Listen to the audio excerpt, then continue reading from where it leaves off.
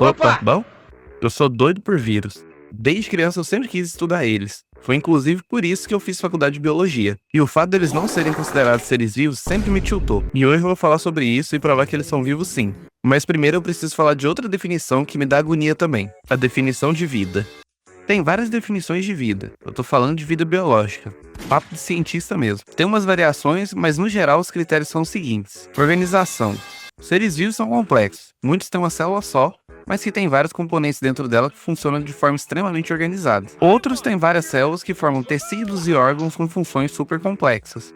Metabolismo. Toda vida depende de várias reações químicas para consumir e produzir o que é necessário para os outros critérios. É energia para crescer e se reproduzir, é manutenção do pH para manter a homeostase, é produção de proteínas e hormônios para sinalização celular, é quebra de açúcar para ter energia, etc. Homeostase. É a capacidade de regular seu ambiente interno para permitir condições necessárias para o funcionamento do organismo. Tipo o jeito que a gente mantém a temperatura do corpo para não cozinhar por dentro. Crescimento. Os seres vivos têm crescimento regulado. Ou as células aumentam de tamanho, ou elas se multiplicam para aumentar o tamanho do bicho. Reprodução. É a capacidade de gerar novos indivíduos e passar sua linhagem para frente. Seja por reprodução sexuada ou assexuada. Tipo você tentando reproduzir com sua mão aí. Reação. Organismos vivos precisam ter a capacidade de reagir a estímulos do seu ambiente. Do mesmo jeito que a gente treme de frio ou uma bactéria vira um endósporo para sobreviver num ambiente desfavorável. Evolução. Todo ser vivo precisa ser capaz de passar pelo processo evolutivo. Todos seguem as mesmas regras e podem evoluir ao longo do tempo. Tirando os malucos que insistem em falar que a Terra é plana. E por fim, material genético. São os tijolos que constituem a base de todo ser vivo. São eles que regulam a produção de tudo que a vida precisa e tudo que conhecemos como vida surgiu a partir das primeiras formas de material genético. Tem várias variações dessa lista, alguns pesquisadores definem com mais ou menos critérios. A NASA, por exemplo, define vida como um sistema químico autossustentável capaz de evolução darwiniana. Então, basicamente, tudo que se mexe sozinho e evolui é vida. Agora a gente entra na discussão sobre o vírus. Nessas listas, geralmente os vírus se encaixam em poucos critérios. Eles não têm metabolismo autônomo, por exemplo, eles dependem do maquinário celular de outros indivíduos para se reproduzir. E sim, eu vou falar reproduzir porque eu sempre odiei essa distinção entre replicação e reprodução. Eles também não se enquadram na condição organizacional, já que não possuem células, além de não terem também mecanismos de manutenção da homeostase nem crescerem. Mas a coisa fica melhor quando a gente começa a considerar os outros critérios, como por exemplo a reprodução.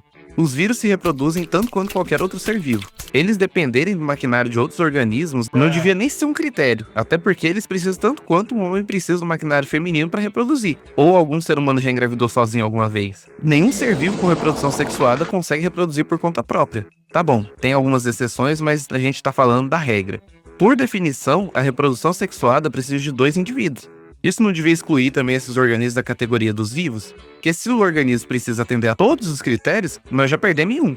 Além disso, até mesmo o critério metabólico é controverso, já que da mesma forma que o vírus depende de outro organismo para fazer suas coisinhas, a gente precisa de outros seres vivos para nos alimentar. A gente não produz a nossa própria energia, a gente só rouba a energia dos outros seres vivos. A gente precisa encontrar recursos como proteínas, carboidratos e etc. em outros organismos.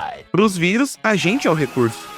Os vírus também respondem ao ambiente. Talvez não de tantas formas como outros seres vivos, mas eles interagem com outros organismos quando se encontram, da mesma forma que uma bactéria em forma de esporo.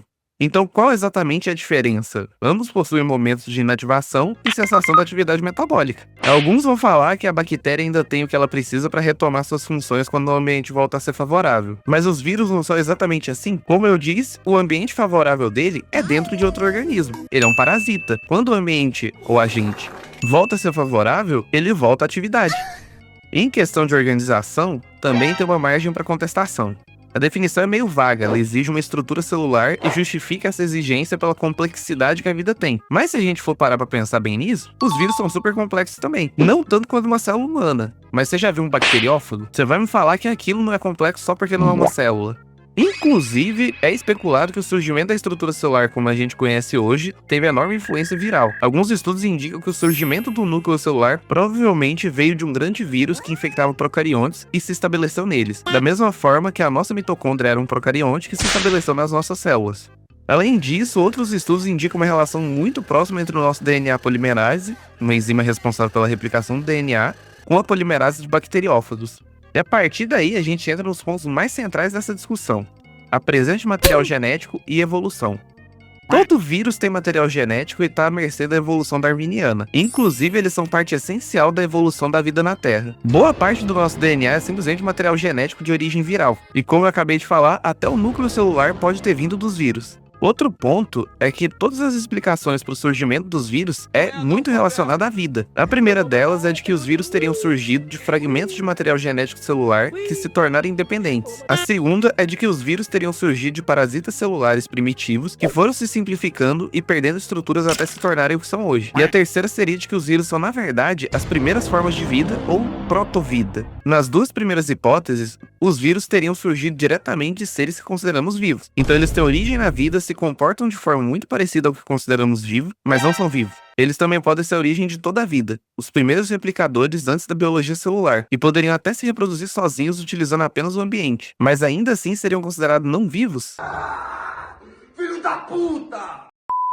Então os vírus têm material genético, evoluem, se adaptam, se reproduzem. Sim, eu vou continuar falando que eles se reproduzem. E ainda influenciam a vida na Terra desde antes da gente sonhar em existir. Eles só precisam de um empurrãozinho. Um ambiente adequado para fazer tudo isso acontecer. No caso, as células de alguém. Mas também, convenhamos, quem é que vive sozinho nesse planeta? Todo mundo depende de alguém ou de alguma coisa para sobreviver. De certa forma, os vírus só são meio muquirana. Eles terceirizam até o metabolismo deles. Eles mostram também que a vida não precisa ser celular. Não precisa ter metabolismo próprio e que o conceito de vivo pode ser muito mais amplo do que a gente imagina. Não é à toa que a definição da NASA é bem mais ampla, já que ela busca vida fora da Terra. Então, negar que os vírus são vivos é negar a complexidade e a criatividade da própria natureza. E o mais doido é que eles não são apenas participantes da vida, eles moldaram a vida. Boa parte do nosso DNA é literalmente viral. Se isso não é prova de que eles fazem parte do grande ciclo da vida, eu não sei o que é. Então, pra mim, os vírus são vivos sim, só que do jeitinho deles. Eles são minimalistas. Eles mostram que a vida não cabe em caixinha e que ela é criativa, bagunçada e cheia de exceções. E é justamente isso que torna o estudo da vida tão doido.